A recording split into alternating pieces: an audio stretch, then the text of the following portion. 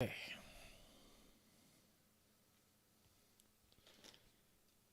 Well.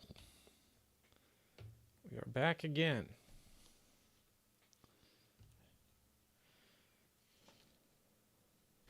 Glad to see everyone. Jump in, say hello. Good day to Rose, Shepherd, and Max.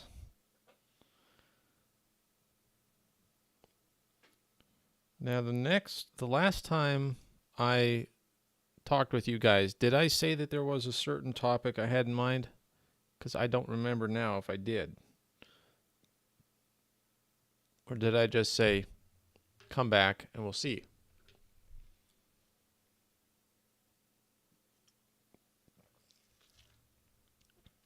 Okay. Apparently I didn't choose a topic ahead of time, which is good because I just received my copies, plural, of, oh, you can't read it, it's backwards, but Operation Gladio. I have 3 copies that I ordered of Operation Gladio. Somebody wants me to turn Super Saiyan. I don't know why, but I'll do that later on. I don't do that right off the bat. You have to build up to it. That's the whole thing in Dragon Ball. You have to get pushed to that point. So that's probably going to happen by the end of the stream. I'm looking forward to talking about and reading from this excellent book that I've been recommending to people. But when I first heard this book, I heard it as an audiobook on Audible. And it was mind-blowing. It was great. I couldn't get enough of it.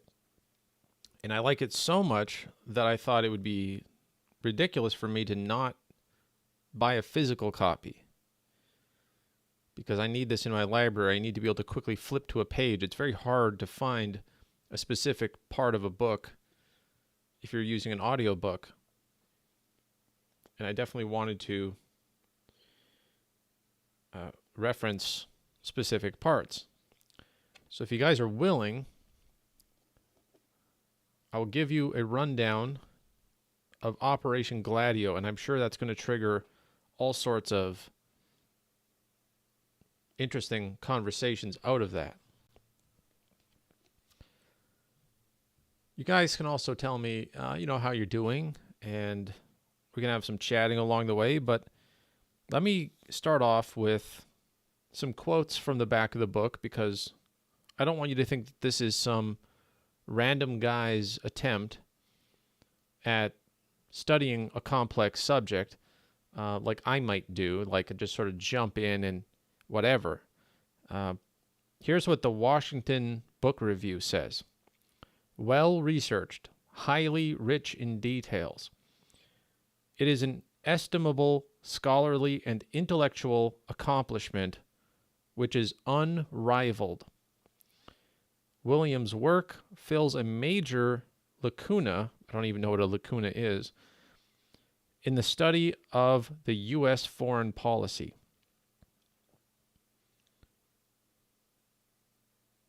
Here's another one from a former CIA operative named Kevin Shipp. Former CIA operative says, for decades, the CIA has been conducting covert wars without the knowledge or consent of the United States Congress or the American people. The CIA has funneled billions of dollars into dark operations, funding gun running, criminal figures, and attempted coup operations that resulted in the deaths of scores of people, all under the guise of national security. Paul L. Williams exposes one such operation, Gladio, and courageously reveals the shadowy connections between the U.S. intelligence, the secret Vatican Bank, and the global mafia. Rose says lacuna means gap. I guess that would make sense. The U.S. intelligence, the secret Vatican Bank, and the global mafia. Williams demonstrates a level of courage I have seen in few authors today, says the former CIA operative. The full title of the book is Operation Gladio, The Unholy Alliance Between the Vatican, the CIA, and the Mafia. I mean, seriously. Inzom, good morning. Let me pull the chat over here so I'll see it better. Psycho Emelex says, morning. Can't wait till you go Super Saiyan. Give it time. When I start talking about the Vatican and the CIA, it's just a matter of time. Baoli says, howdy, howdy. And Lessard says, good morning, Ontario, Canada. I'm also Canadian. I welcome you. Canadians have a different take on American intelligence agencies. I think we're a little bit more aware that they're corrupt. We don't have the patriotism, right? So we understand that America is run by evil people. And this book does an amazing job of exposing just how bad it is. It's actually, I'm excited. I literally haven't even browsed this. I just listened to the audio book, and now I get to actually read the physical book. Here's how chapter 1 starts. I'm not going to read, obviously, a ton of it verbatim because, that might be considered rebroadcasting it or something like that. Penny says, as an American, I would love it if more Americans were aware of just how corrupt things are here. Well, people are increasingly becoming aware, but it takes a lot. And Rose says, Canada has communism for a leader. It's socialism right now, but it's trying to get to communism. Here's how chapter 1 starts. The Association for Responsible Dissent estimates that by 1987, 6 million people had died as a result of CIA covert operations. 6 million people.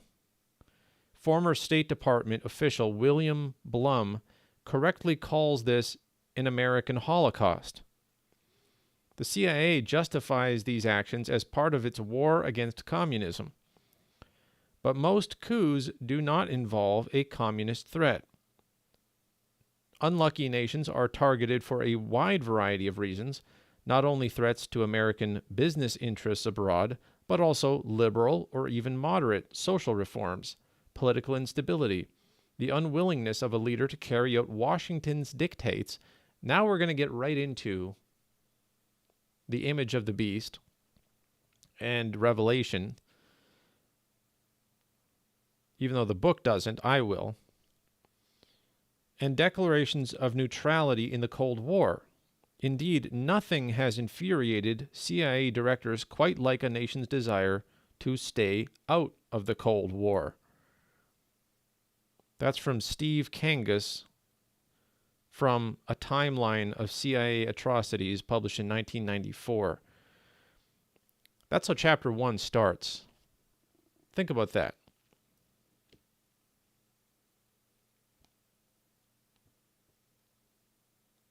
Good morning, Shadow Raid Legend. We are now diving into some facts from Operation Gladio by Paul L. Williams, which I've been telling people you should get. Because I'm such a fan of the book and I want to support him, I bought 3 copies of it off of Amazon. They were less than $20. I bought 3 copies of Operation Gladio. I will probably give 2 of them away, although I might keep one of them and do another one that is all marked up with highlighter and pen and underlining and whatnot, because this is the kind of book I really basically need to mark up and create tabs and bookmarks and all sorts of stuff on, because there's just so much information in one place. Where do we even begin? Do we start with the Nazis? becoming part of the American intelligence? Do we start with the Vatican funding the whole thing? Do we start with the mafia?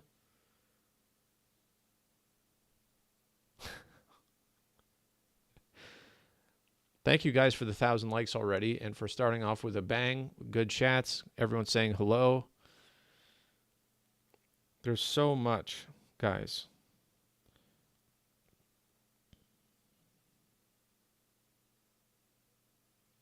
Turkey's involvement, South America,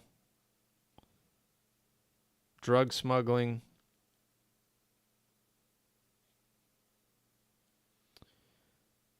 Defenders of Jesus Christ, nice to see you. This also gets into Freemasonry. I forgot about that.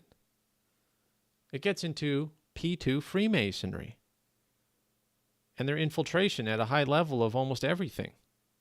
When you hear Freemasons are running the world, they're not talking about 1700s Freemasons.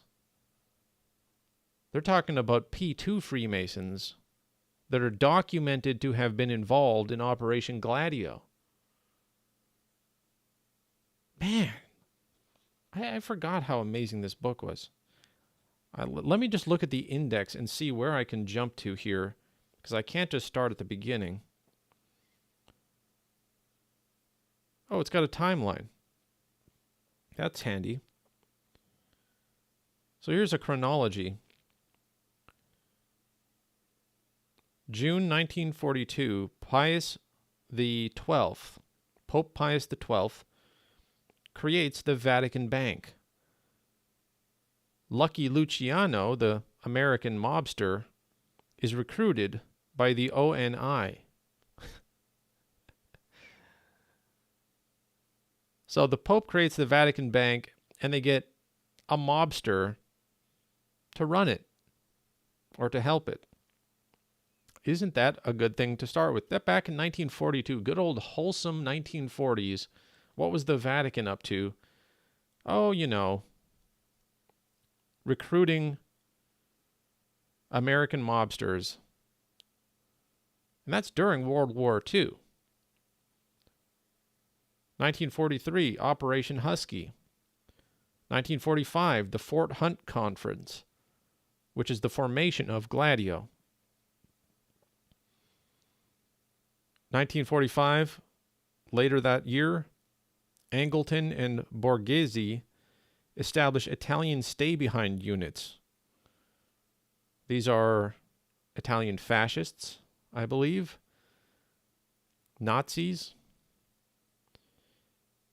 They are staying behind after the war in order to fight communism, supposedly. Good morning, Henry and Susie. Good morning, Lemuel. We're looking over some history, some research from Operation Gladio, which is a book I've been recommending. Now I actually have physical copies that I ordered from Amazon. And I want people to get a taste of how insane World War II's, I don't even know what you call it. It's the intelligence world, the intelligence community that formed out of that and what they all did. In 1946, Luciano hosts the Havana Conference. In 1947, the CIA is established 1 year later. 1947, same year, heroin comes to Harlem. PCI makes monumental election gains. PCI is going to be referring to stuff in Italy, I believe. Was it the Roman Catholic or was that the communist? I don't know which ones it is, but somebody making the Italian stuff. I'm not going to know the abbreviations off by heart. But heroin comes to Harlem a year after, not even a year after, a couple months after the CIA is established. 1948, Vatican receives $65 million in black funds from the drug trade, from heroin. 1951, the CIA develops the drug trade with KMT. 1953 is Operation Mockingbird. You probably all have heard of Operation Mockingbird by now. That's part of this. That's Operation Mockingbird in 1953. 1955 is the establishment of Catholic Gladio. Let's skip down. 1959, P2 Freemason lodges pop up on NATO bases. We all love NATO. You know, they're the ones creating the war in Europe right now, or I guess you could say they're defending Ukraine or whatever. P2 Freemason lodges pop up in NATO bases. Isn't that cool? A year later, Gladio attempts its first coup in Turkey.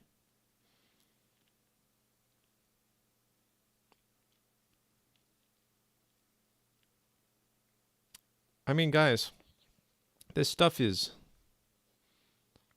so condensed. It's such a dense, amazing story.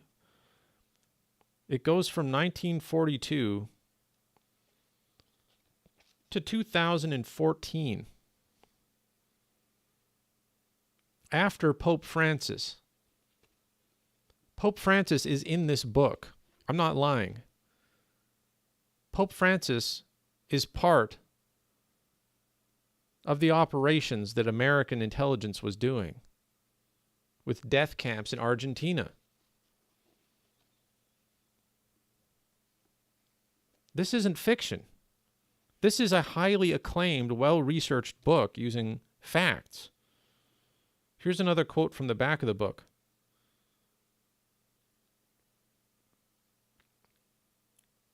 The people and their misdeeds exposed in Williams' Operation Gladio will cause the reader to question what person of authority and leadership can be trusted, especially since these foul acts are not confined solely to the dusty pages of history. That's from Sergeant Thomas Juby, retired Royal Canadian Mounted Police, forensic crime scene investigator, and member of the Advisory Council for the Intelligence Summit. This is a serious journalist who uncovered this, and nobody's talking about this book. This should be on every coffee table, in my opinion, of anyone who cares about history.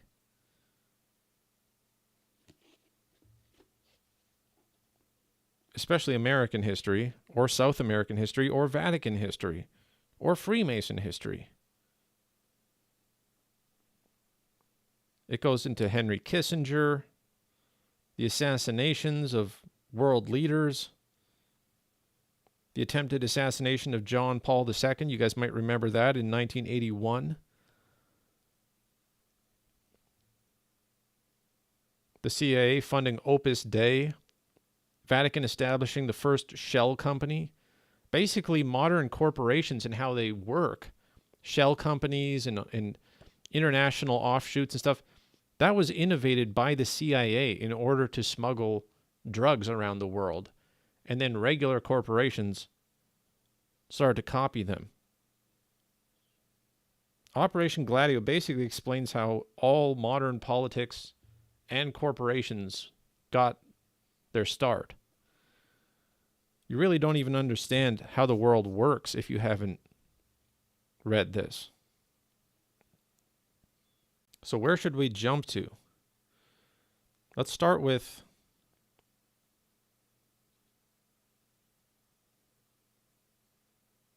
Let's start with 1945 and the Fort Hunt Conference, if we can. Let's see if we can find that in the index.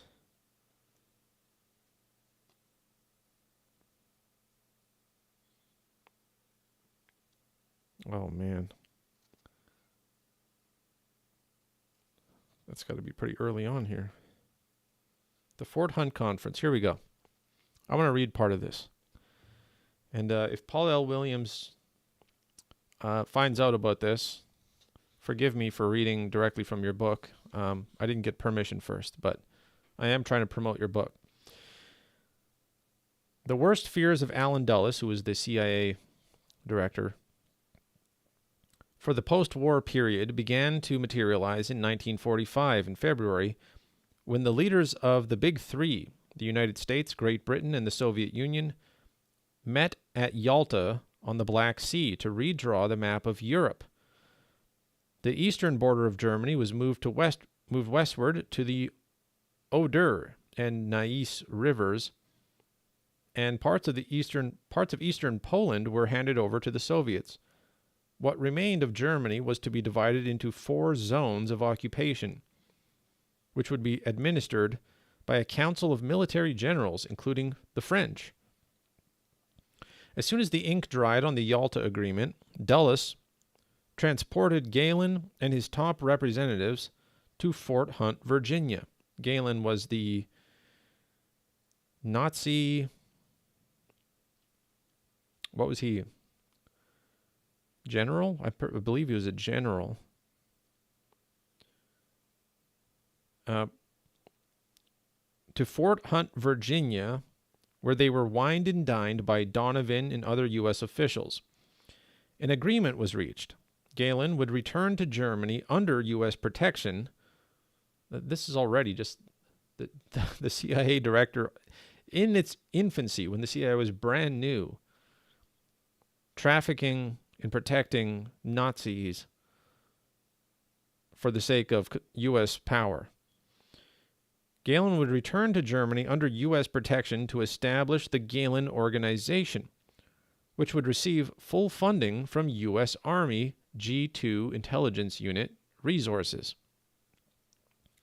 The primary purpose of this organization would be the maintenance of the existing stay-behind armies and the recruitment of new guerrilla soldiers from the ranks of the Third Reich, veterans with staunch anti-communist credentials. These soldiers would no longer be known as werewolves. They were called werewolves. It's an awesome name. I mean, you can't argue with the coolness of the names they use. They were to be known as gladiators. Also a cool name. And they would be commissioned to ward off communist invaders in the great theater of post-war Europe. The operation in which they were engaged was to be known as Gladio, after the short swords Roman gladiators used to kill their opponents. I mean, that's 2 paragraphs in this book. And it's already insane.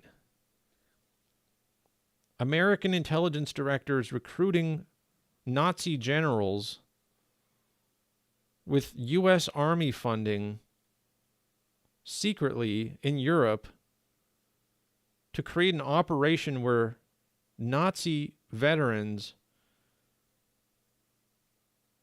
go after civilian targets in Europe to stop communism from spreading.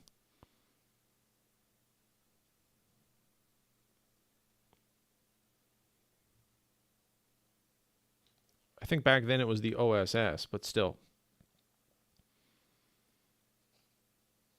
This is all leading to the CIA.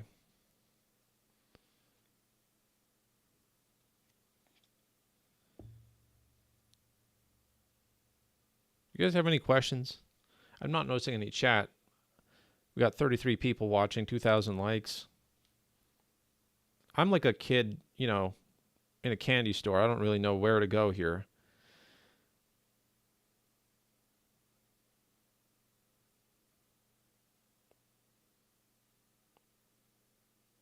All right, here's an interesting part.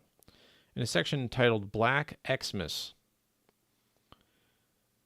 Borghese was the leader of the Decima Flotilla, MAS, 10th Light Flotilla, also known as Xmas, an Italian naval commando unit. After Italy signed an armistice with the Allies on September 8, 1943, Borghese and his commandos opted to fight for the so-called Solo Republic that had been set up by the Nazis in northern Italy. his unit was given the task of attacking the Italian partisan bands that had sprouted up throughout Italy. The partisans were sponsored by the Italian Communist Party, also known as the PCI. And thanks to Xmas, thousands were found hanging from street lights and flagpoles by the end of the war. Thousands of communists were hung from street lights and flagpoles by the end of the war. You've never heard this. No one's heard this. This is not a known thing. On 13th of April 1945, Borghese met with General Wolfe and Angleton at a villa in Garda Lake, where they discussed the possibility of extending their war efforts beyond any peace treaty with the Soviets, redeploying Xmas under the covert direction of the OSS, the CIA. Borghese was amenable to the terms, especially since his cooperation would save him from an Italian firing squad. And he's got footnotes for these things. He backs up everything he's saying with footnotes. Or endnotes, I guess. On May 15th, 1945, when Borghese was arrested and charged with war crimes, Angleton managed to secure his release into a U.S. Army custody. The Black Prince was dressed in an American uniform and transported from Milan to Rome. Angleton needed Borghese and the 10,267 fascists who fought under his command to help establish the stay-behind units that would ward off any Soviet aggression. 10,000 fascists, like not modern day,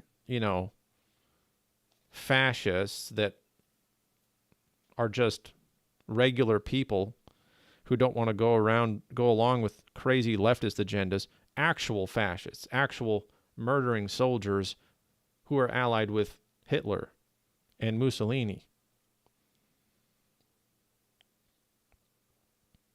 10,000 of them were transported and protected by the U.S. Army.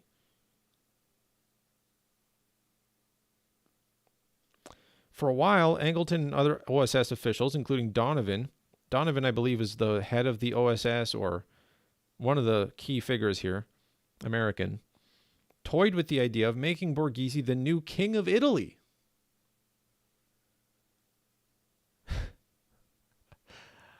Dr. Ben, I am reading from one of the most fascinating books I've ever seen called Operation Gladio by Paul L. Williams. Operation Gladio, subtitled The Unholy Alliance Between the Vatican, the CIA, and the Mafia. This is absolutely on my must-read list. And by the way, I published an actual article on my Substack called Mr. Wolf's Must-Read Book List. I believe there's 15 entries, and this is on the list. Andrew says Amazon is out of paperback. I bought 3 copies paperback in anticipation that it might be sold out yet. I'm sorry to hear if it's out but you could probably buy it somewhere else than Amazon as well, like Barnes & Noble. They're a great company. They deliver all that kind of stuff. But I would recommend getting a copy. Now, what it says here is, and I can't believe that this is even a thing,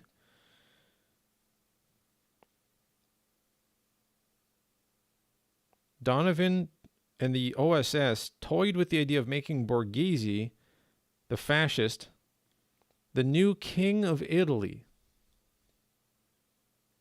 But soon they came to their senses and realized that the Xmas commander would be of greater use as the leader of a shadow government.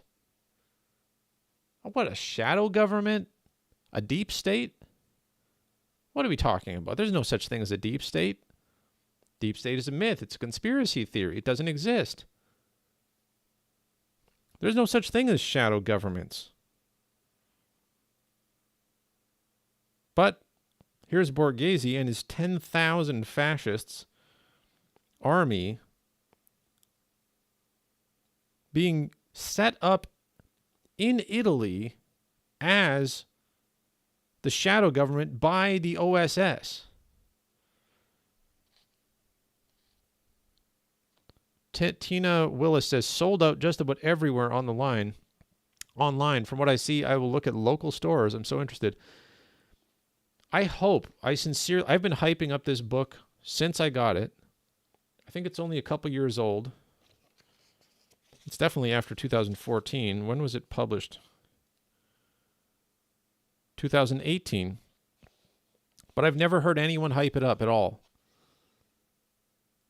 I've been hyping it up on TNT radio, where I do a live radio broadcast. I'll be doing one later today. I've been hyping it up there to the listeners, and I've been talking about it here, and I don't know if anyone else is promoting it, but I want Paul L. Williams in this book to be famous. Because the things this stuff exposes, do you know how much every independent journalist on TikTok, on Rumble, on these different places, how much they could pull from this and blow people's minds and just make you realize that we're still living in this world?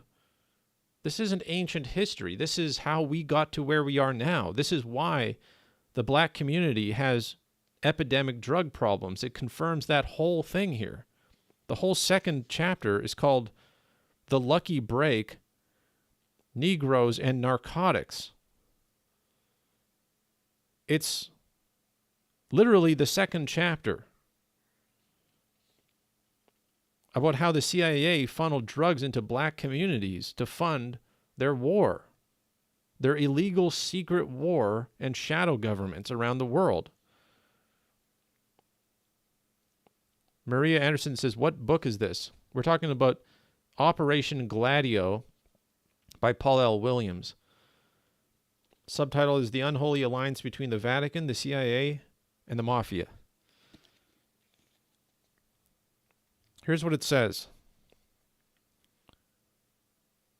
Make greater use of him as the leader of a shadow government with a secret army that could manipulate Italian affairs throughout the coming decades.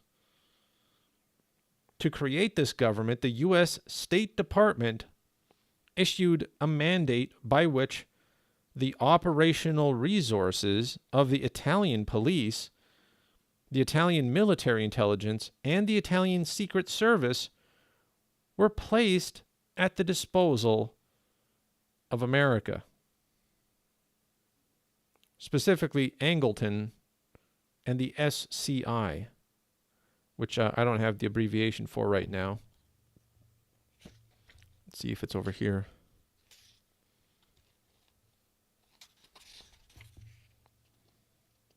No, he has a list of villains, but not of organization names.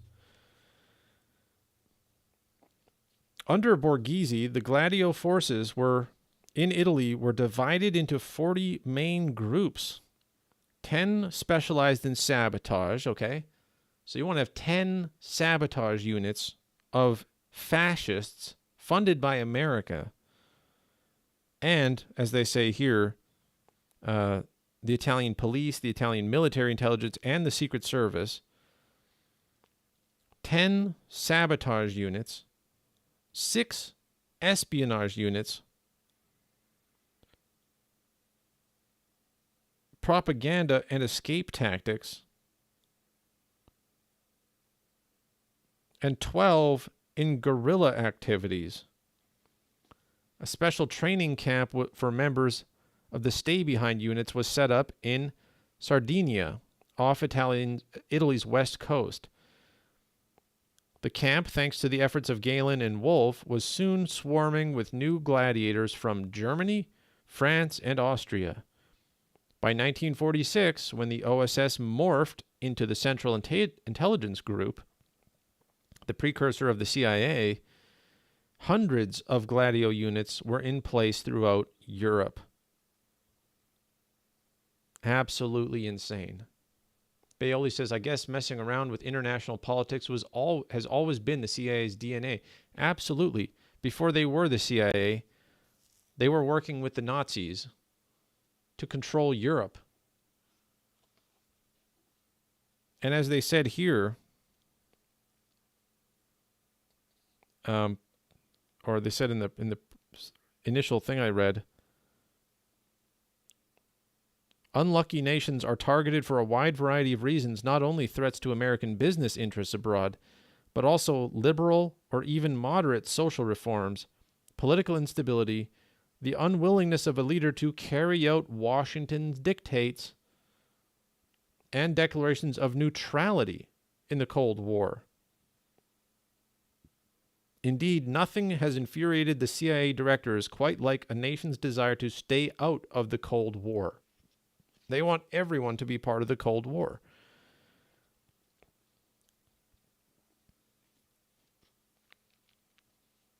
Talks about Sweden's secret army. Gladio's first coup. We should read something about the drug trade, shouldn't we? Chapter 2. Samuel says probably a key spot for occultism. Well, Sardinia is where there are tons of cyclopic megalithic architecture. Probably a key spot for occultism. Well, we know that the Third Reich was obsessed with occultism, and that's who they're recruiting to do this stuff. And they're partnered up with the Vatican. So the Vatican is also into the occult. Sounds about right to me.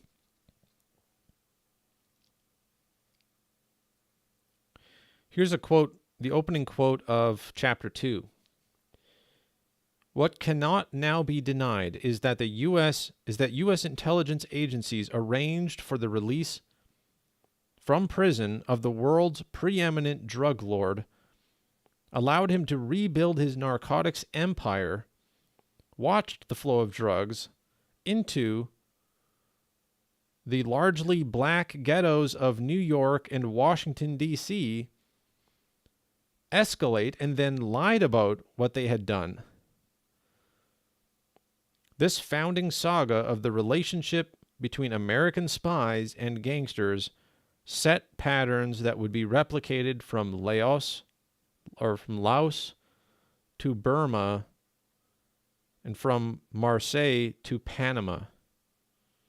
That's a quote from Alexander Cockburn and Jeffrey St. Clair in their book Whiteout, The CIA, Drugs, and the Free Press. And the Press, not the Free Press. CIA, Drugs, and the Press. And then he goes into it. He just lays it out. Who was involved? How did they figure these things out? When did they decide to do it?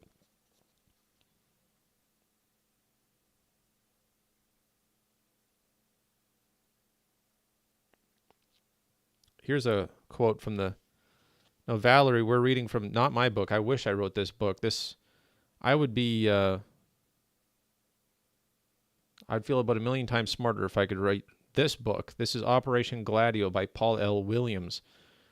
I'm just trying to promote it. I bought myself 3 copies of it, and I'm glad I did because apparently it's selling out in paperback, and it is an absolutely mind-blowing journey through everything from World War II to modern day on the evil of the CIA and the Vatican and the Mafia and how they all work together, and with Nazis. I mean, you can't make up something more insane than that, can you? But it's true. This is our actual history. Bailey says, makes you think differently about the riots in Iran. Of course. Once you start finding proof and precedent throughout history, you'd be stupid to not notice the parallels going on now and going on in recent history. That's exactly the kind of thing that I'm thinking of. And it fits in perfectly with what I was saying about my study of Revelation and the image of the beast and how it ties in with the mark of the beast.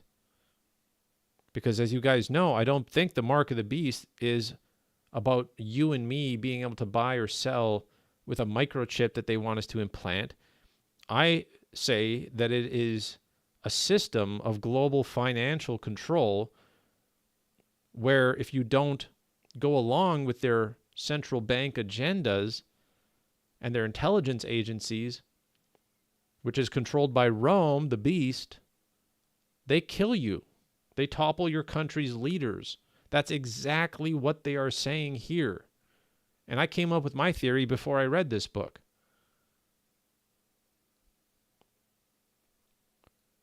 The image of the beast being Renaissance Europe, the Enlightenment, atheist, secular, central bank controlled, democratic republics.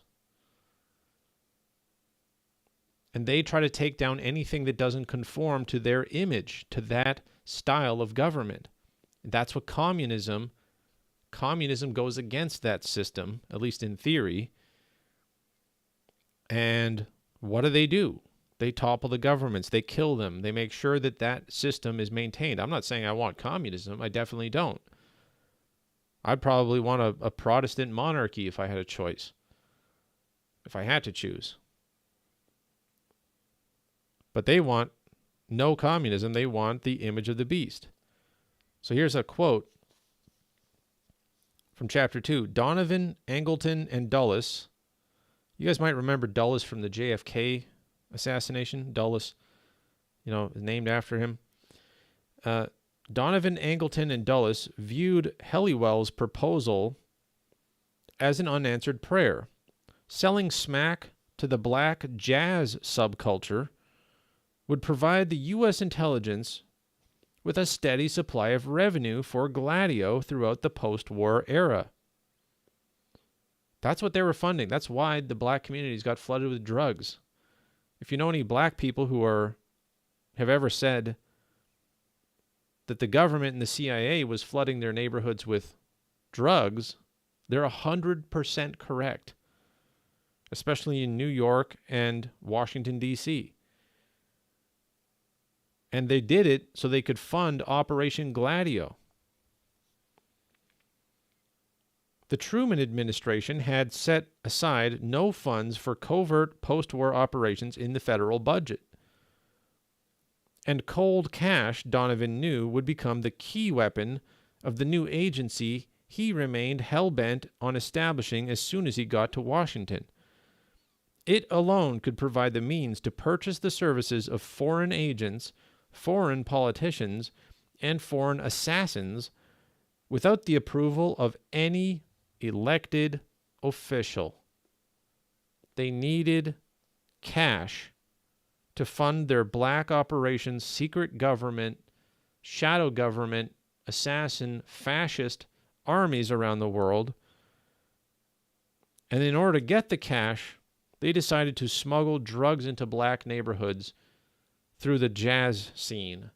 If you're wondering why jazz seemed to be the source of all this crazy creativity and popularity in the 1940s onward, it wasn't just because everyone liked jazz so much. Jazz is where you got your drugs. They used the jazz scene to push drugs into the black neighborhoods and then promoted jazz as this very cool thing, the scene that could go anywhere and spread around. Traveling jazz players. You see how it's a front operation? Not that people knew that this is why they were doing it. Certainly they didn't. But that was what the CIA set up right off the bat. And they did it so they wouldn't have to ask for money from representatives of the government, from elected officials. because they knew that any elected official would be saying no. So you can't imagine, don't imagine that the conspiracy, the shadow government, the deep state of America is monolithic and they all are in on it and they all know what's happening. The CIA is its own component that tries to control elections, that tries to control drug flow and stuff, according to this book. It's there to keep this war going because they think this is how America stays on top. It says Donovan's reasoning, bizarre as it may seem to modern readers, was shared by most American political leaders, Republican and Democratic, at the close of World War II.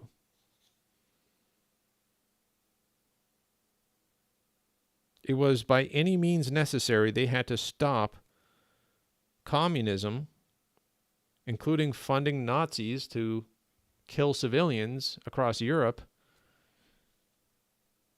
and they liked the drug scheme. They made use of Lucky Luciano and the Sicilian Mafia to do it.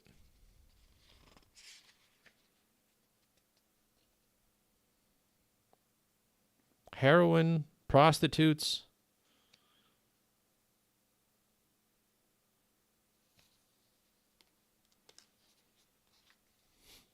Every page is insane.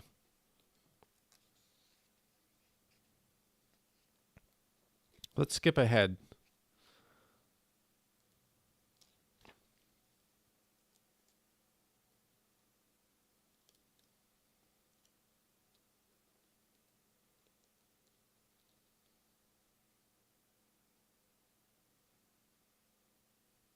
The strategy of tension, right?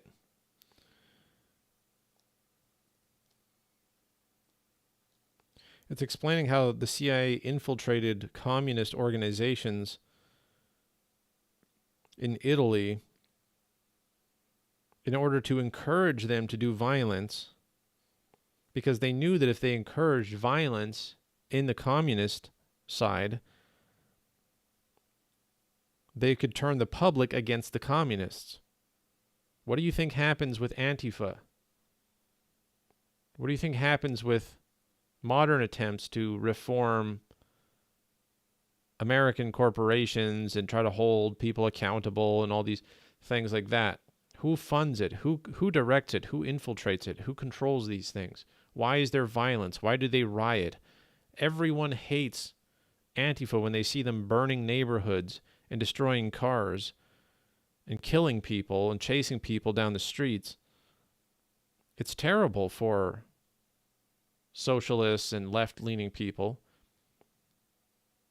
Guess what they're doing here in 1970s already? In Italy, they're infiltrating the communists and encouraging and provoking violence to turn people against them.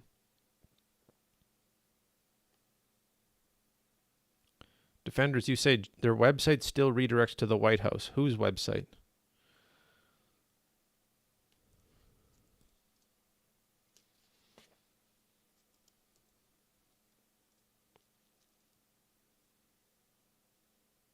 Oh, Antifa's. Oh, interesting. I did not know that. Here it talks about Zbigniew Brzezinski. Man, once you realize, I mean, most of you guys probably don't know these names. You'd know Henry Kissinger maybe a little bit, but his successor basically was Zbigniew Brzezinski, and he's got all these connections to the New Age movement and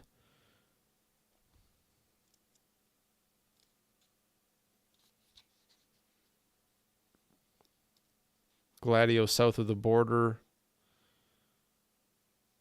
Oh, man. The Vatican.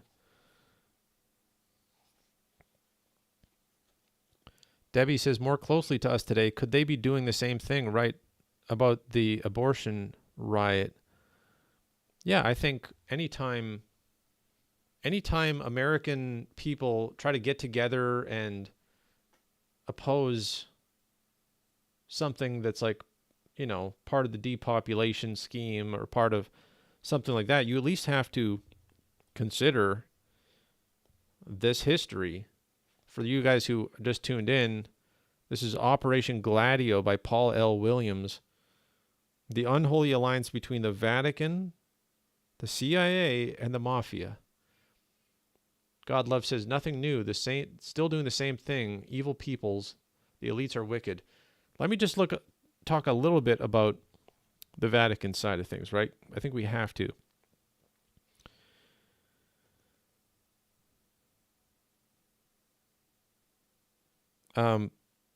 Chapter 20 is called Works of God. Here's a quote from Licio Gelli, who I believe was a massive Italian banker who worked with the Vatican Bank. His quote is, Archbishop Marcinkus had a beautiful apartment in Rome, very comfortable. And then he had lots of young female housekeepers, very young, who needed to make frequent confessions.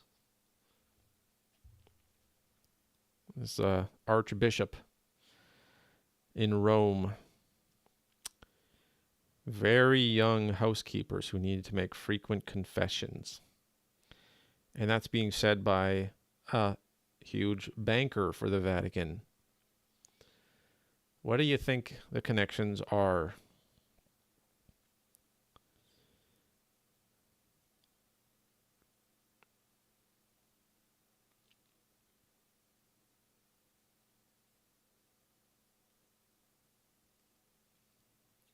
Founded in 1928 by Jose Maria Escriva, a Spanish priest and lawyer, Opus Dei is a movement in which members adhere to the way, quote unquote, the way, a rigorous daily order prescribed by Escriva that includes Mass, devotional readings, private prayer, and physical mortification, meaning self-flagellation with whips and chains to subdue the flesh.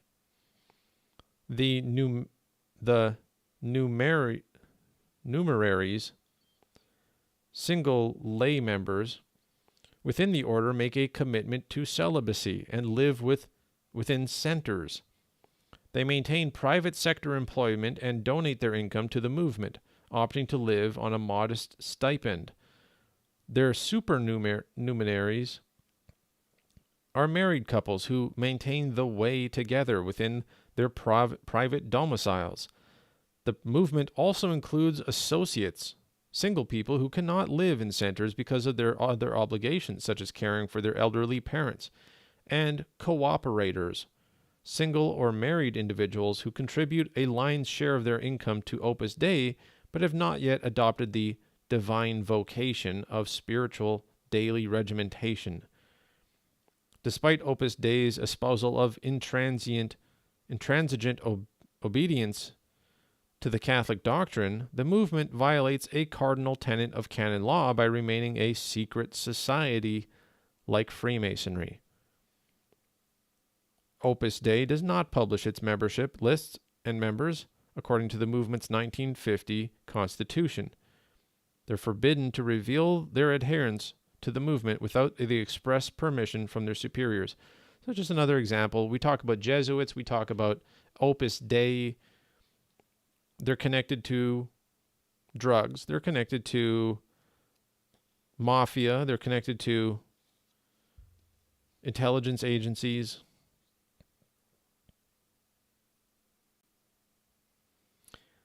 It says much of what is known about the sect comes from John Roche, a professor of Oxford University who left the order and broke his pledge of secrecy.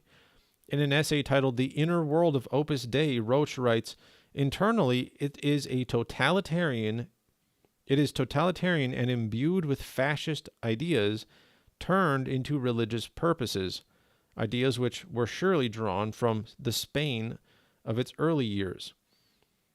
It is virtually occult in spirit. We're talking about occultism. A law unto itself, totally self-centered, grudgingly accepting Roman authority because it still considers Rome to be orthodox.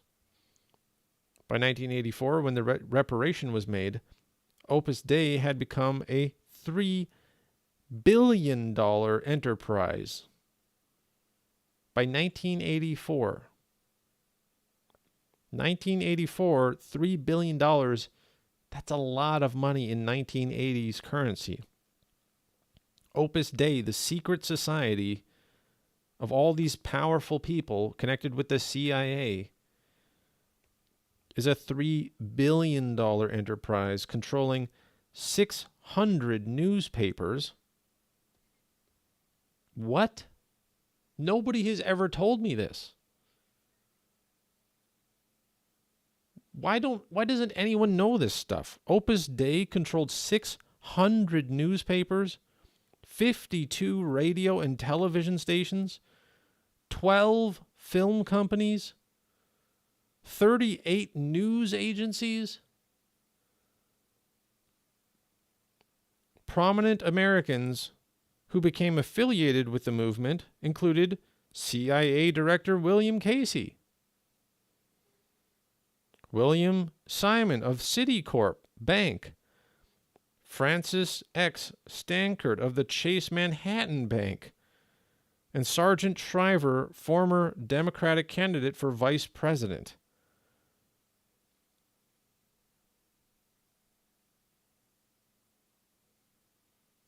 Flat earthers get banned. Talk about a distraction campaign. We're talking about the most important, mind-blowing history, true history of our own country in international politics, with Opus Dei and the occult activity connected with the Vatican, the CIA, and everything. And literally a flat earth distraction shill comes into the chat room and starts just blabbing about how we should research flat earth. Do you see how they need to have a distraction campaign going so that you can't talk about real things? It's directly connected. Anyone in their right mind would be fascinated by this and not care at all about flat earth, but they want you to care about that. That's the ultimate secret.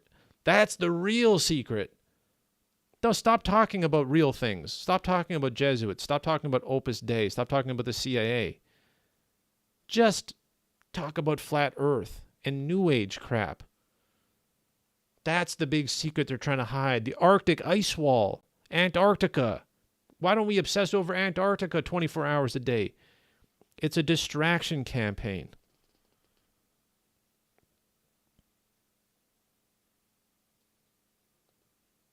"12 film companies, 600 newspapers, 52 radio and television stations, $3 billion. Heads of banks are in Opus Dei, and the CIA director. Nobody talks about it. Nobody. Oh well. It's 1984. That's 2 years before I was born. This is not ancient history. These people are alive. I don't know.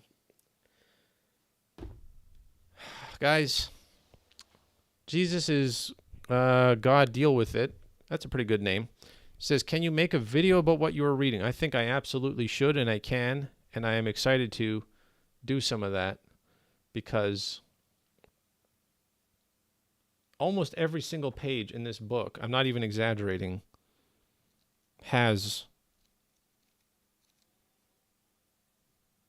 amazing information.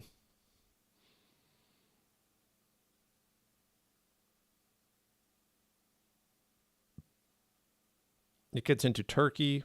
It gets into Pope Francis.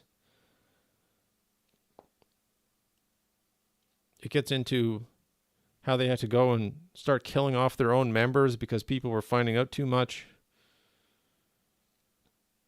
International banking. Samuel says, thanks for sharing the book with us. I'm going to order for my own library. That's what I like to hear. I mean, and once you get it, I suggest you tell other people about it, you know? Just give them little facts at a time. Just one of those facts is enough to make the average person say, "Huh? Is that real? You mean that's not just a conspiracy theory? That's a journalist with official facts talking about real history? That's not a crazy YouTuber going and just spouting his mouth?" Like, I probably sound weird talking about it because I'm not a journalist. This guy is a journalist, but I'm just reading from his book. This guy is highly respected. God Love says the wicked elites have money like some GOP of some, I think you mean GDP of some country, and they are in shadows. We don't see them in pictures or videos. They control everything about this wicked world. The wicked elites are certainly not publicized. And the thing is, you don't know which ones the leaders of banks or corporations, you don't know which ones are involved in which schemes.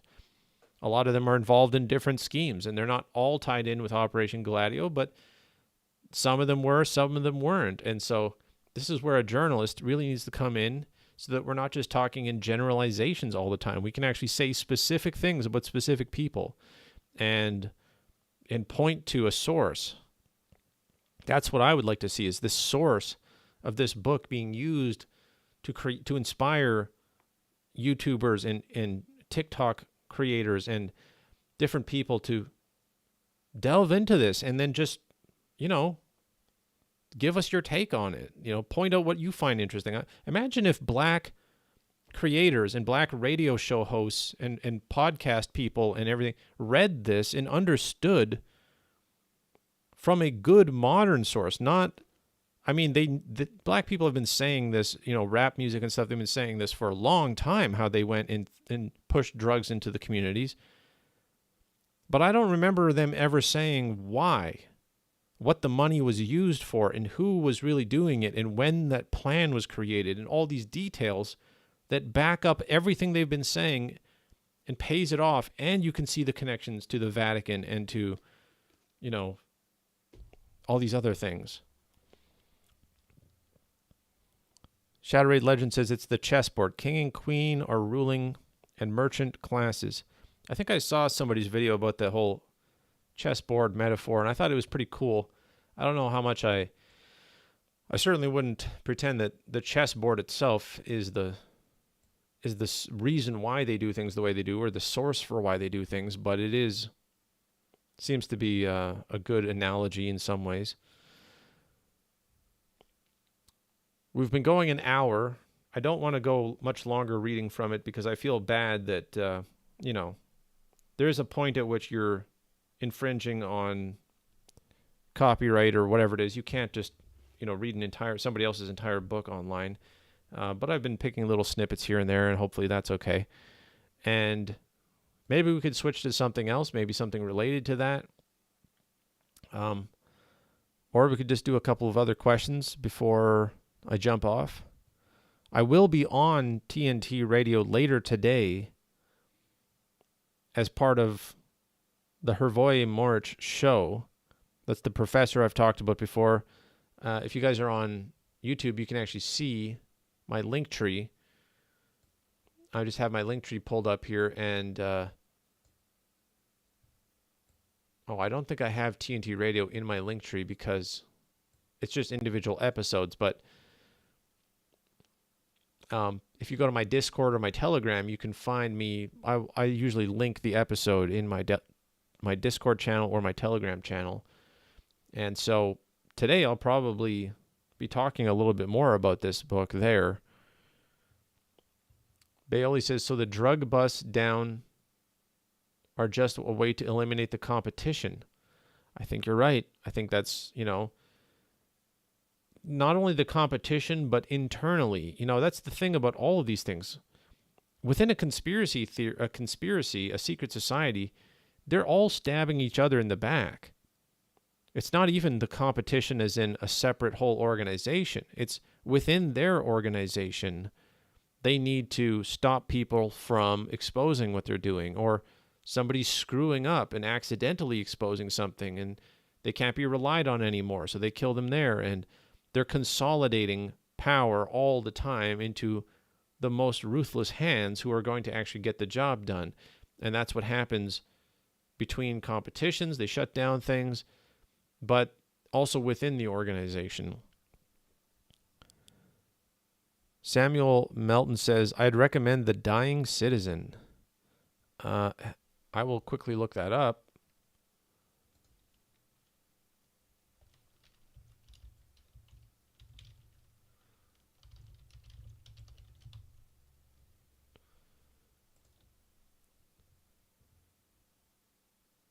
The Dying Citizen. How progressive elites, tribalism, and globalization are destroying the idea of America. Yeah, that sounds okay. I mean, progressive elites, tribalism, globalization. I mean, that doesn't quite hit as hard as the actual just CIA and the Vatican and the Nazis teaming up with the mafia to to destroy the idea of America. This sounds a little bit more hardcore, but that also sounds good.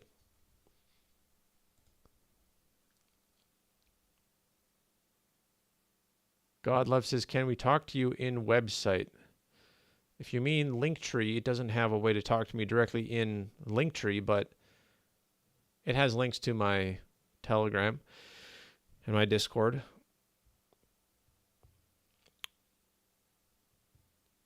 Shadowrate says, does this author mention JFK and Operation Northwoods? Let me see. I'm certain that it does, but I just want to make sure.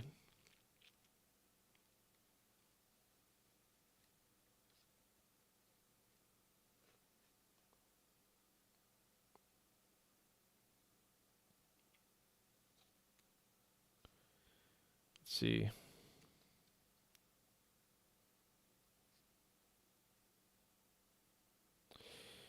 Would that be 1964 or 1963?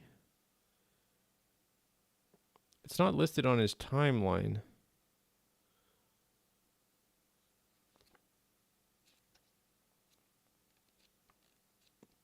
Does he talk about it?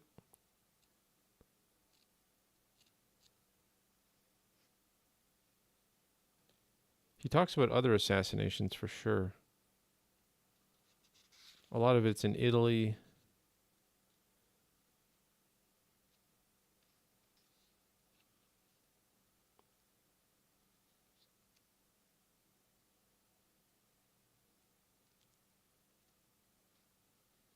Yeah, I'm not sure right now how much he mentions it. I know he doesn't make a big thing about it. So he talks about MK Ultra and the Rockefeller Foundation. Forgot about that.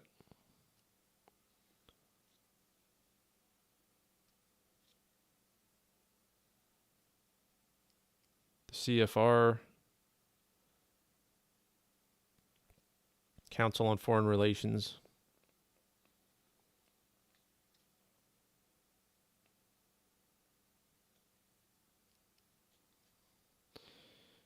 Oh, man.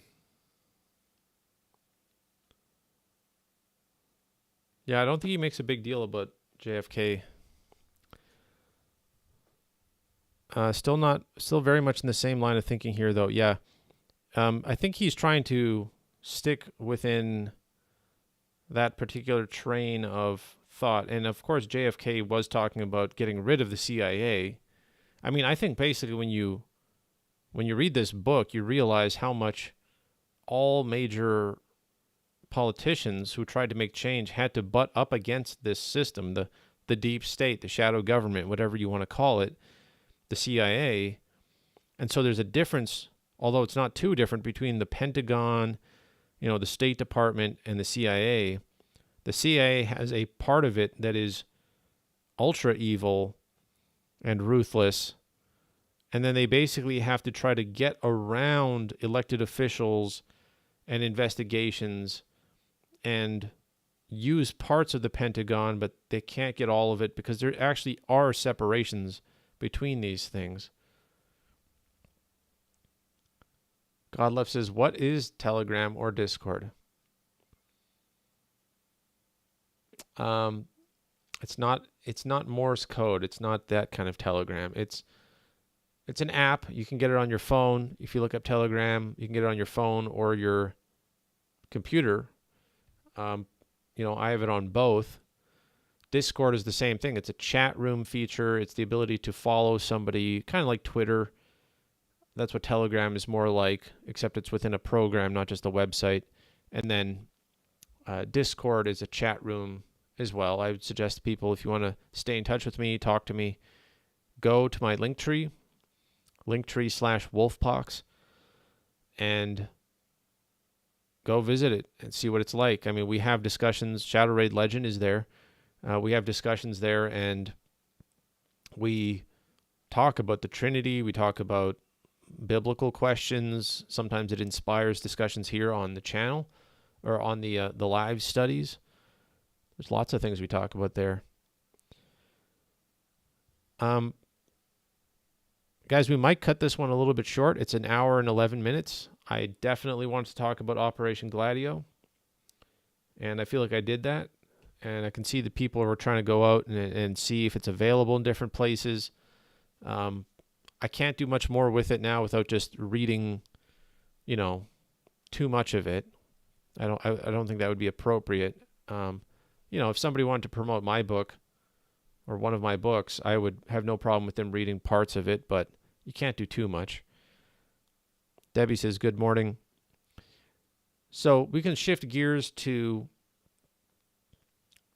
maybe some other topic for a little bit. I do have a certain topic that I was looking up right before I started the live session, which was on the evolution of Hebrew, and how there's actually a whole bunch of different dialects or stages of Hebrew, and most people don't realize that.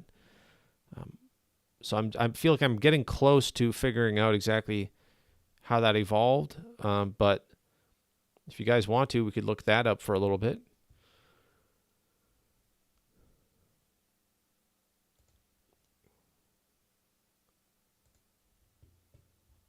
I had a website here, languagefocus.com.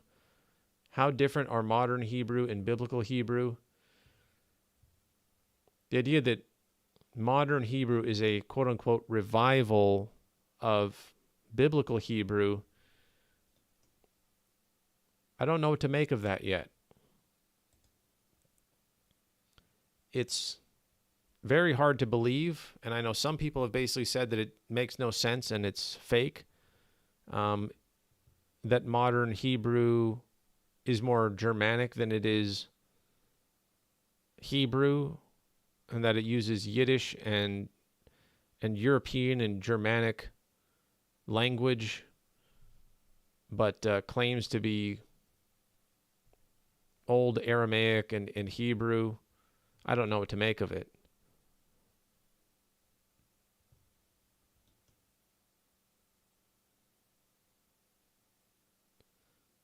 It says some people will claim the language of Israel today is the same as the language of Solomon's kingdom. And even on this website, they say that sounds like propaganda. Other people, mostly disgruntled students who had trouble with biblical Hebrew, claim that it's a different language entirely. This guy says, I studied both simultaneously, biblical Hebrew at university and modern Hebrew on my own, and I always felt that I was learning a single language, although two different varieties. Some people say it's like English speaker reading the King James Bible, and I think that's a valid comparison. Reading biblical Hebrew to me always felt similar to reading what somewhat archaic translations of the Bible in English. It's clearly English, and a lot of it makes sense, but there are parts you understand when you understand the words but have no idea what the sentence means because of the weird syntax. There are parts when the words have different meaning than the modern meaning. There are lots of ambiguous sentences that could be understood in a variety of ways. And there are times when sentences seem to be unfinished and essential information is missing and it's not clear why. Also, the content can be confusing, like why are we suddenly talking about the Moabites with no transition whatsoever? Biblical Hebrew is harder to read than the King James Bible for one reason. There's no punctuation. Reading biblical Hebrew is often like looking at a jumble of words and trying to figure out how they relate to each other grammatically, especially when the sentences are longer. When there is no punctuation, it's hard to know where one clause finishes and another begins, so you can get lost fairly easily.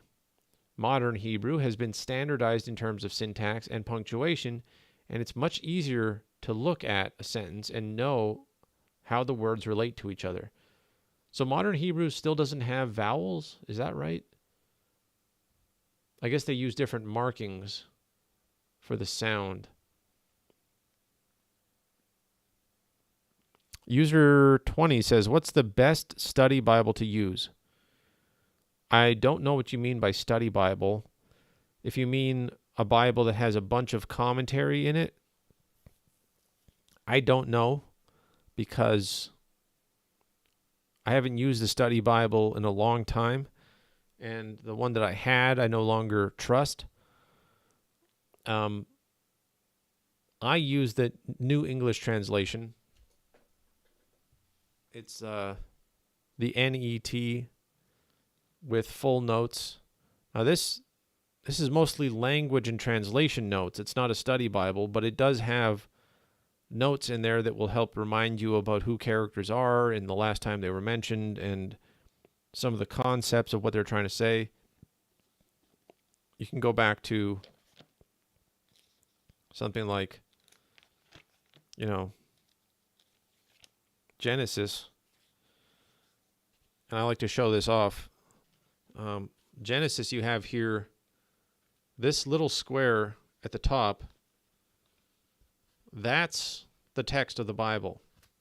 Every single thing else in this page, these 3 columns, that is the notes for this little part of the text. All of these notes are for this little part of the text. That's how much they're commenting on just Genesis chapter 9 with Noah. So I use the NET when I want to look up something, and then I just do online research. Salvatore says, why are you not using the KJB?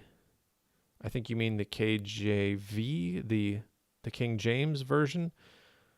I used to use the King James version all the time, but it is just outdated in its terminology.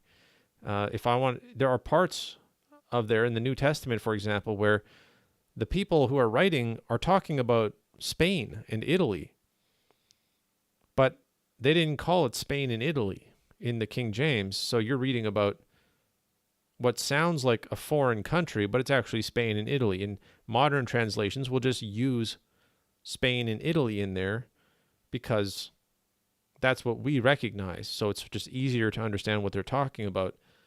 And so it reduces confusion. And King James is still an amazing book, very powerful, very, able to save souls, very able to tell you what's important. But when you want to study the text and get meaning out of specific words and phrases, you want to have something that's a little bit more, readable and understandable and gets the obstacles out of the way.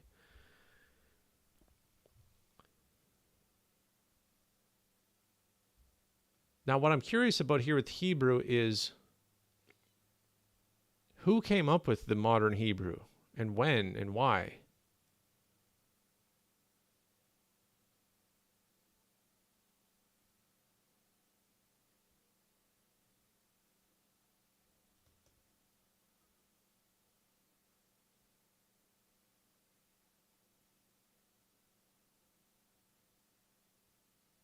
It's talking about the verbs, the grammar, the punctuation.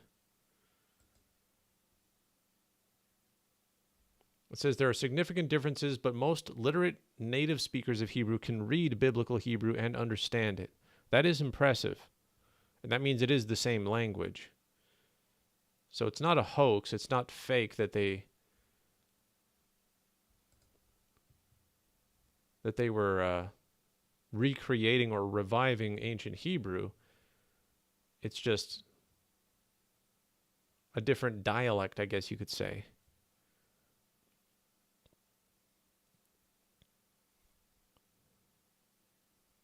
Shadow Raid says, I'm not sure if the modern script, block script, existed prior to 200 BC.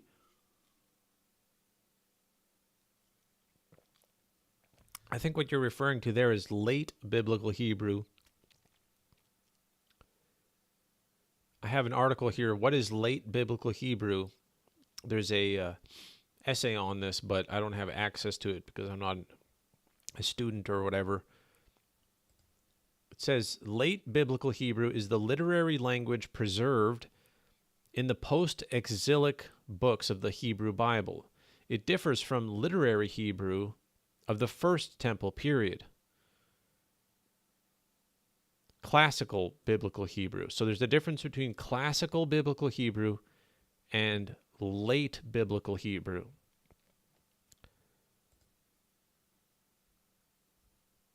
It says the distinction between pre-exilic and post-exilic language in the Hebrew of the Bible contradicts the assertion of the minimalists who argue for the late date of the composition of the Hebrew Bible. The linguistic examination of the biblical Hebrew, reveals an unmistakable difference between the language of the First Temple period and the language of the Second Temple period. And I know that's important. You'd have to pay $42 to buy this article. No, thank you. But, so there's quote-unquote biblical Hebrew, but that's actually a whole range of things from classical biblical Hebrew to late biblical Hebrew, and then there's the Mishnaic Hebrew. Salvatore says those words and phrases are very important. Words matter, and so do all the punctuations. Well, it does matter to understand it, but the understanding is what matters. And I have to try to figure out. And then there's Paleo Hebrew, which you guys might have heard of recently because it's making people are making it, theories based off of it and stuff. There's Paleo Hebrew, also called Proto-Hebrew or Old Hebrew, which is basically Canaanite inscriptions. And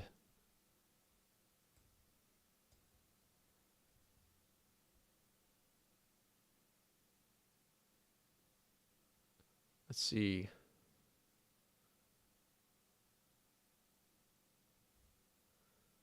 Phoenician alphabet used throughout Canaan in the late Bronze Age. Phoenician Hebrew and all other sister Canaanite languages were largely indistinguishable dialects before the time. Paleo Hebrew script is an abjad, which is a writing system where only consonants are expressed, leaving vowels to be inferred by the reader. Okay, so that's called abjad. Didn't know that.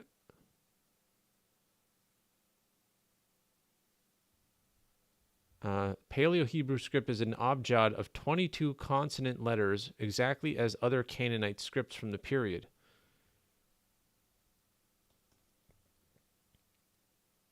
By the 5th century BCE, so that's before Christ, among Judeans, the alphabet was mostly replaced by the Aramaic alphabet, as officially used in the Achaemenid, I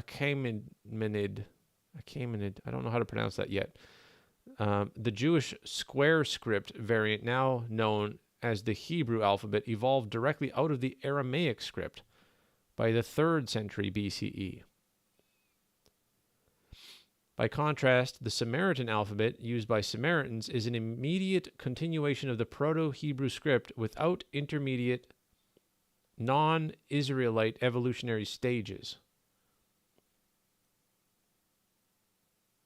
There is also some continued use of the Old Hebrew script in Jewish religious contexts down to the 1st century before Christ, notably in the Paleo-Leviticus text found in the Dead Sea Scrolls.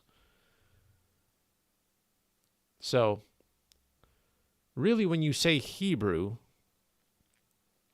you could be talking about the modern recreation Hebrew. You could be talking about Paleo Hebrew. You could be talking about classical or First Temple Hebrew or Second Temple Hebrew or the Mishnaic Hebrew. So when somebody says, biblical Hebrew, which one are you talking about? That's my whole thing. That's what I was trying to look up. And it turned out it's like really complicated compared to what people assume. I mean, considering how old the language is, I guess it's not that complicated. You'd expect that kind of thing, but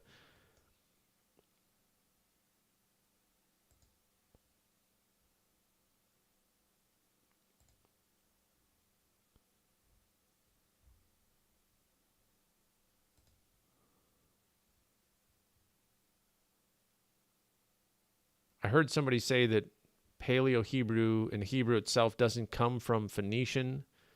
It comes from Egyptian. I don't know. I wish I knew. User 20 says, side question, have you studied the Book of Enoch? I have studied it on a live study session, and we looked up some of the problems with it and why it's not in the Bible and why it shouldn't be in the Bible. We actually did a whole study on the Book of Enoch. All right. I'm going to have to keep looking into Hebrew. I still don't feel like I quite understand what the First Temple Hebrew did. Does anybody know when they had the Hebrew of Solomon's day, the First Temple period, did they continue to use that version and copy the Torah in that language, that version of Hebrew, all the way until Jesus' time? Or did the text itself start to transform as the language transformed? Because they're saying that the modern block letters of Hebrew are modern and not from the ancient, but yet they're saying that modern Hebrew is a revival of ancient. So which one is it?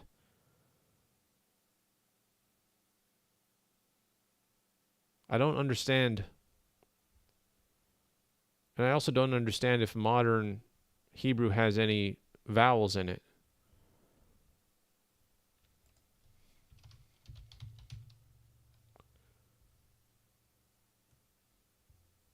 You'd think it would have to.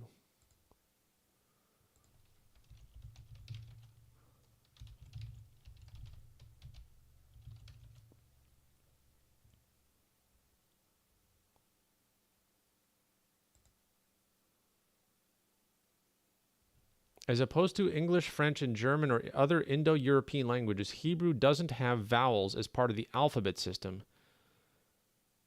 In fact, Hebrew is one of the most ancient languages spoken around the world. The vowel system was never part of the alphabet.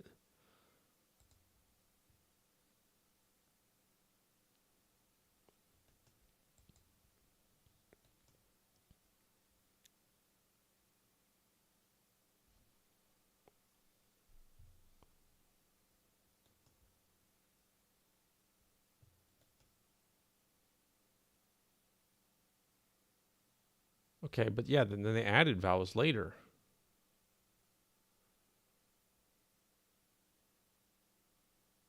And then they added dots and lines to remember how Hebrew words should be pronounced. That's what the Masoretic text did already.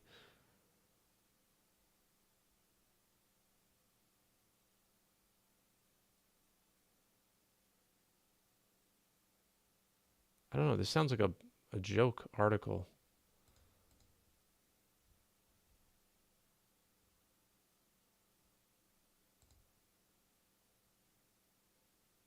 The core vocabulary of modern Hebrew comes from biblical Hebrew. A large majority of simple nouns and verbs, at least those that existed in the days of the Bible, are the same. But there are also a lot of words in the Hebrew Bible that are not used in modern Hebrew, and some that are used differently. I don't know. I got a suspicious feeling about this modern Hebrew idea. It was created, they call it a miracle. They say, like, oh, God was behind it. Like, really?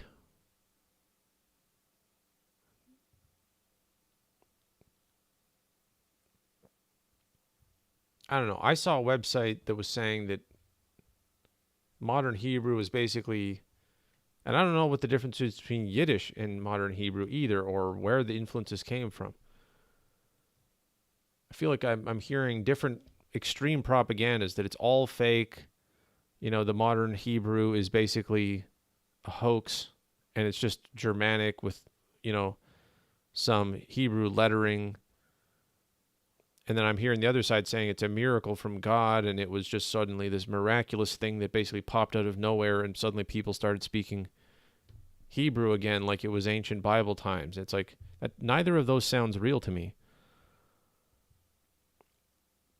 Shatterade says there's mathematics that can still be used this day to validate no words have been lost.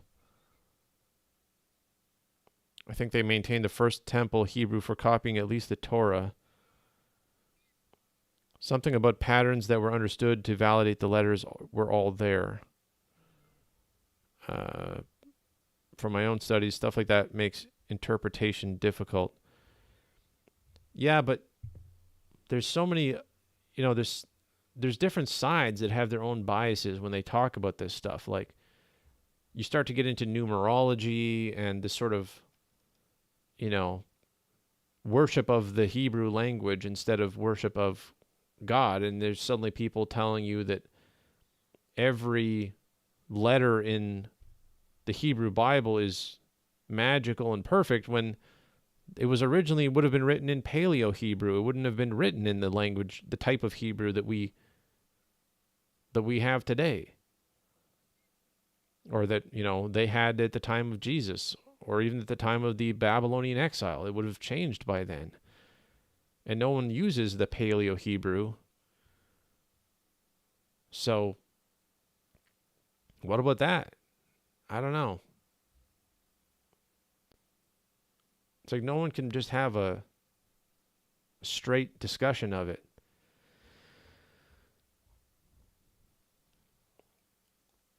I like that the Christians are fascinated by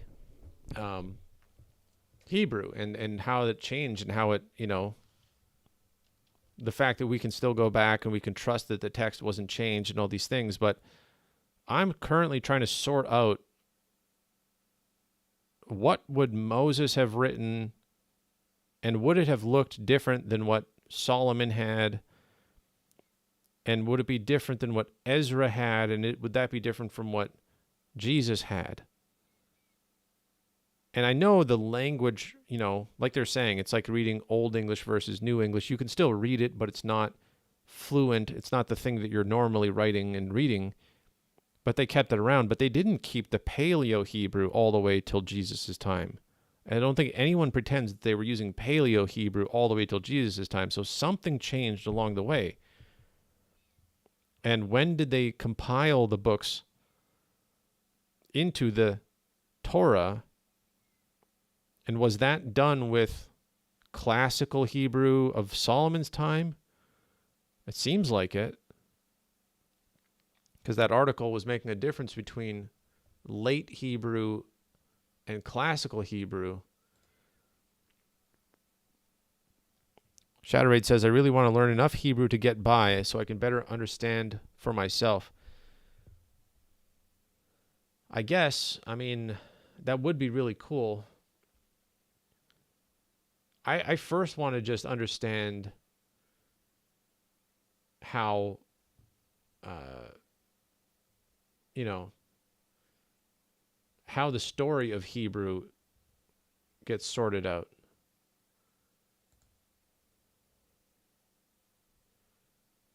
By the way, for you guys who are watching on YouTube, you can see here my latest video on TikTok has 300,000 views.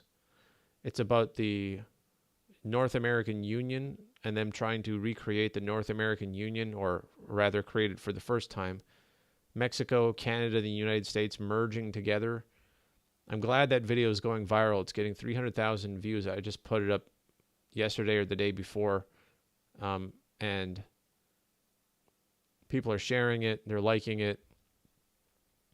I think that's a big deal. They're talking about getting the North American Union going, merging the countries like an EU. There's a lot of stuff going on. All right, we talked about Operation Gladio. We talked about some Hebrew. My mind is kind of all over the place because I'm super digging into a bunch of different research for writing my book that I'm writing now. And I just got these Operation Gladio soft covers, 3 of them. So I'm not going to say, you should be jealous, but you should consider getting your own at some point. I'll probably give one of these away to one of my friends or relatives sometime if I think they're actually going to read it. And probably going to mark one up with a bunch of highlighter and tabs and stuff like that. God Love says the song Hebrews 23, French Girl in Piano, If You Want, Please, is beautiful praises in YouTube. Put video before I go. I don't think I'm going to play that video before I go because people on TikTok won't be able to see it, and they'll have to listen through a speaker that's somewhere else in the room, and I might check it out after I stop the stream, but I don't think I'm going to play it here. Guys, tomorrow we might go to something more like a question and answer, or I might have a different topic. If you guys have suggestions, you can leave it in YouTube, which reminds me that I didn't check YouTube recently for comments. I shouldn't be telling people to leave comments and then not check the comments. But I checked it a while ago. I'll check the YouTube comments again. You can, remind you guys, you can see all of these live study sessions back on YouTube in full with text on the screen. So if I'm reading something, you can read along with me. On TikTok, you can't do that. We got 4,500 likes. Hey, that's pretty good. Normally we get 15, 20,000. But then normally we do more interaction, and I'm promoting the hype. This time I was just sort of walking you through a little bit of knowledge on Operation Gladio, and then we looked at some Hebrew. Although, if you guys have resources for figuring out the whole Hebrew thing, I would appreciate if you just went to my Discord channel, if you use that, and just, pop a link in there or something, because I don't need the whole complex academic history. I could use a nice simple breakdown, because it's not going to be that complicated. There's going to be a simple way of explaining it. I don't want to have to read a 70-page essay from an academic with all these sources and specialized lingo. I just want to know the basics, and no one's ever told me what the real difference is. So you could do me a favor if you wanted to do that. Meanwhile, later today I have a TNT radio show. I didn't do a podcast this last week. I just now realized that. Boy, I'm falling behind on some things. That's what happens when I start writing a book. Other things get squeezed out. But I do want to do a podcast, so I have to do that too. Anyway, thanks guys for watching. I'm going to go ahead and continue writing for a bit probably before I go to sleep. Thank you for jumping in, for comments, for the, interest in Operation Gladio. I hope that I got you guys interested in that. I'll see you around. See you in the communities. If you want to go to my linktree/Wolfpox, you can check out my books, my YouTube, my Substack, Discord, Twitter, all sorts of stuff. Justin says, what happened? I have no idea. What are we talking about? DB says, I hope you will do more on today's subject at some point. Can't wait to read the book. I think I'll start making some TikTok videos on it. And I got to make time for stuff like that. I'm really short on time these days. But I do want to do more on Operation Gladio. And, I'm doing like trying to do 20 different things here. But yeah, I should do more on it. Debbie, thank you. And guys, go ahead and subscribe on my YouTube. That's where you get the full videos. You can watch it live on YouTube as well. You can join the chat there. I read chat from YouTube. And you get the archive of everything that I did, these last weeks that I've been doing these live study sessions. So, Debbie, you're welcome. Everyone, I will see you guys around tomorrow, 6:30 a.m. Central Time, if God is willing. One of the things I'm thinking of doing, I'll just mention this before I go. If I don't have anything particular to bring up, I think I'm going to start a study of 1 Corinthians. I read a little quote from 1 Corinthians yesterday, and it was so amazing right off the bat. It wasn't the first part of Corinthians. It was just some random part in the middle. 1 Corinthians is so incredibly powerful. I'm tempted to do a study of that. That would be a nice thing to do here on the live study session. Just like we did for 1 Timothy, I think we did 2 Timothy and Colossians. Maybe do Corinthians. That's a long book, but an amazing one. So that's on the table. Shadow Raid Legend says, 1 Corinthians is loaded. Paul did some amazing work there. Yeah, I'm interested in getting into it because I think there's going to be hidden stuff, or not hidden, but, stuff that people overlook. Overlooked stuff is really what I'm interested in. Rose asks, why is this so early? Because it's between the time that I get off of work and go to sleep. So I got to squeeze it in somewhere, and basically that's something I can do before I unwind and hit the sack. So the nice thing is you can watch it back later. It's all on YouTube. You can watch all of it, hours and hours of stuff. You can watch it double speed.